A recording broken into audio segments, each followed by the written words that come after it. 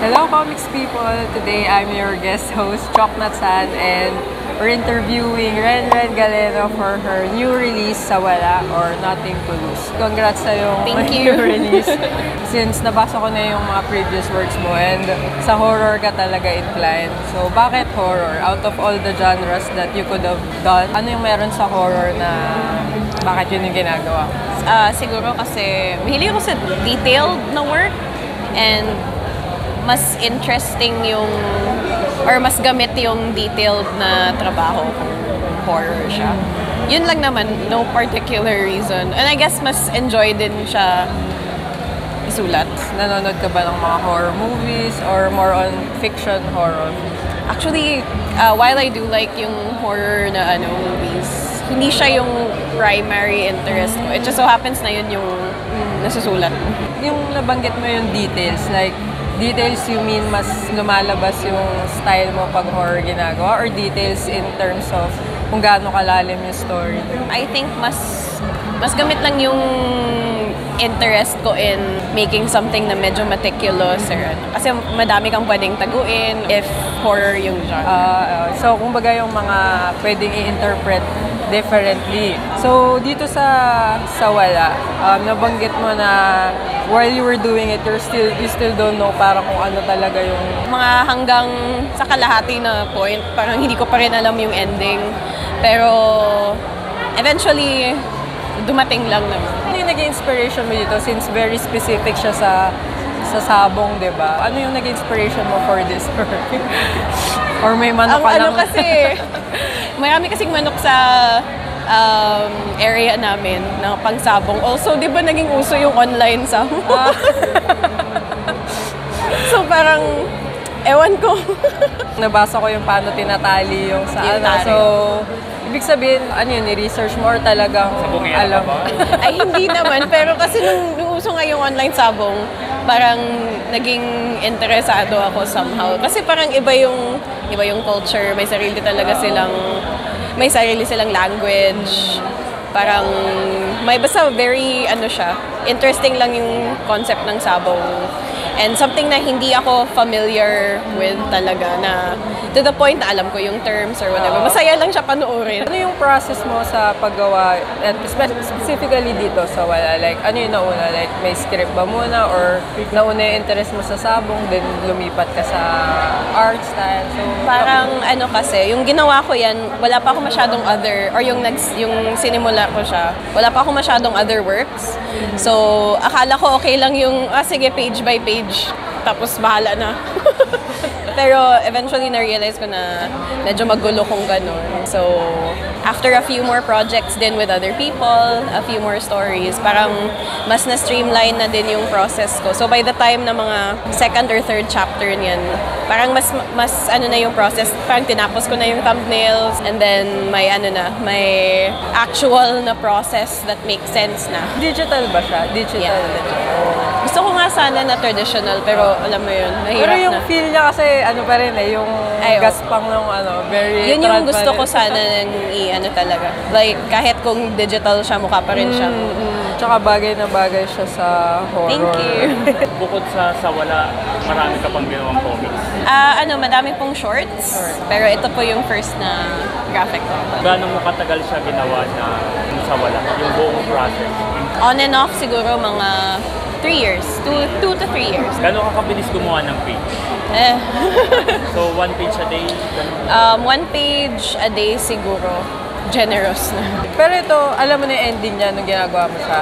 May inkling na ako of the ending nung simula pa. So ito, spoiler part na to ng kasi magtatanong na ako specifically. May part dito na medyo ambiguous yung ending. Medyo nag-isip ako kanina kung siya pa yung pumapatay dun sa mga kapamilya para makuha niya yung manok. Yung mga gantong part, ito kasi yung mga nagpapaganda sa horror, yung parang yung pag-time na napapaisip ka na. So, intentional ba siya na ambiguous yung dating yung... Yeah, parang I would like nga na parang ma-complete yung story sa reader. Sa reader na bahala.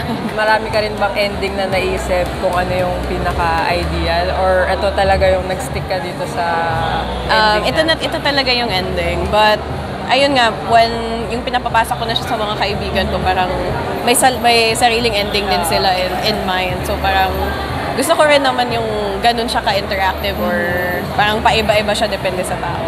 How about si Comiket? May mga comments sila na nakaka-influence dun sa story. Wala naman po. Mostly sa language lang. So hindi sila nakialam masyado sa storyline. Sino yung mga influences mo sa pagdodraw? Well, mahilig talaga sa manga. Kaya I really like nga yung black and white. Hilig ako sa malinis na line where very cliched. Pero of course si Katsuhiro Otomo. Akira. Yes, Akira. Tsaka of course Junji Ito. I think hindi yan. I think masyadong obvious. Yeah, favorite ko rin siya. Kasi actually, nung binabasa ko siya, I mean, hindi ko naman alam technically kung ano difference ng yung graphic novel sa manga. Pero ito, very manga yung vibes niya, yung bagal, yung hindi siya... Kasi yun yung gusto ko sa, especially sa horror. Kaya gusto ko ito kasi may mga silent panels na ano kanya, pinapa-absorb niya talaga. Parang may ilang pages dito na full silent siya, di ba? Yung movement ng family from mahirap to nagiging maganda yung buhay nila. Sobrang ganda. Basahin. Paano mo na-discover yung comics, Rex? Katanganin mo na mong nabasa comics ka?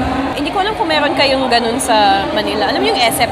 Actually, may homage ako dyan sa SF is para siyang... Ayun yung pinapakain niya. Yung pinapakain niya. Pero ano siya? Ano ba yung tawag doon dito? Tank. Yung SF kasi para siyang maliliit na corn snacks. Tapos may mga comic siya sa likod or may mga laruan sa loob. Nabibili mo lang sa... Hindi rin ako nakarating. Ayan o. Yan yung pinapakain niya. Familiar sila. May comic sa loob, sa likod, or mga toys. So, paborito ko yun as a child. So, parang kinokopya-kopya ko yun. Tapos, paano ka eventually nakarating dun sa actual, okay, gagawa na ako ng comics? Hilig talaga sa comics ever since. Pero, nag-fine arts ako.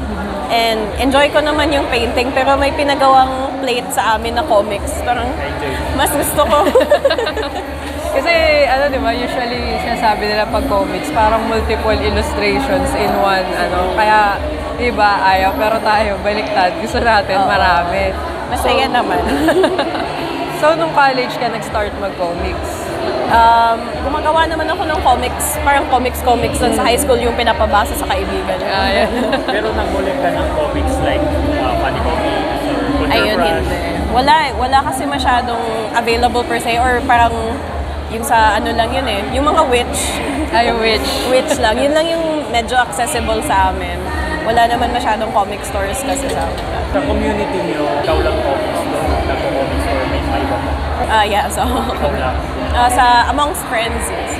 How did it affect na, di ba, taga Davao ka? Siyempre, meron bang part sa'yo na ito yung gusto ko ikwento as a Davaoen, yung may gusto ka ikwento na related sa... Yeah, for sure. Pero, i-discover nyo na lang what part of that is.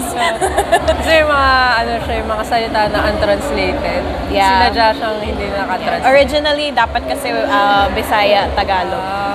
Pero, I understand naman why it had to be. Kailangan English. Ay, English yun, di ba? Yes, Yeah. English. Pero may Bisaya words pa Ayun, na. may Bisaya siya. Gusto kasi yata ng Comiket na i-market sa ibang bansa. Translation grant na lang.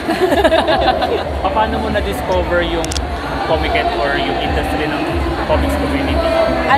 After graduation, I tried more comics. Tapos parang wala naman talaga akong avenue for it sa Davao.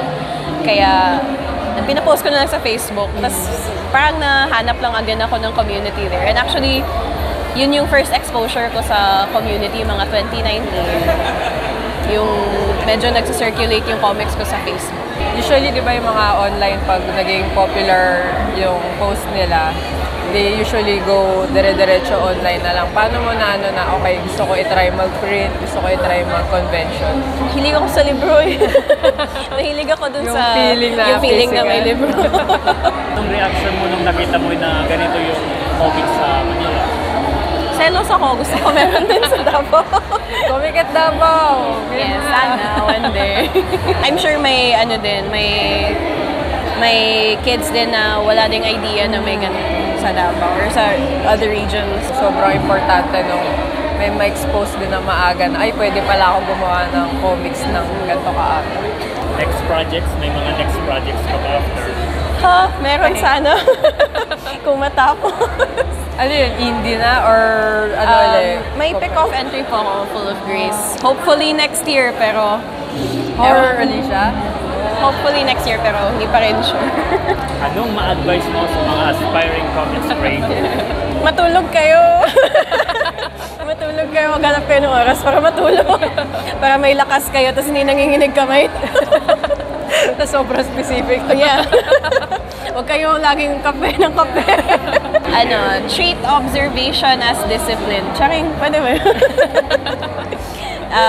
Just observe yung world around you. Kasi instead of like, I know yung tendency natin is always to look to other creators or other stories, to look for inspiration. Pero may unique perspective at point of view ka naman rin as a person living somewhere.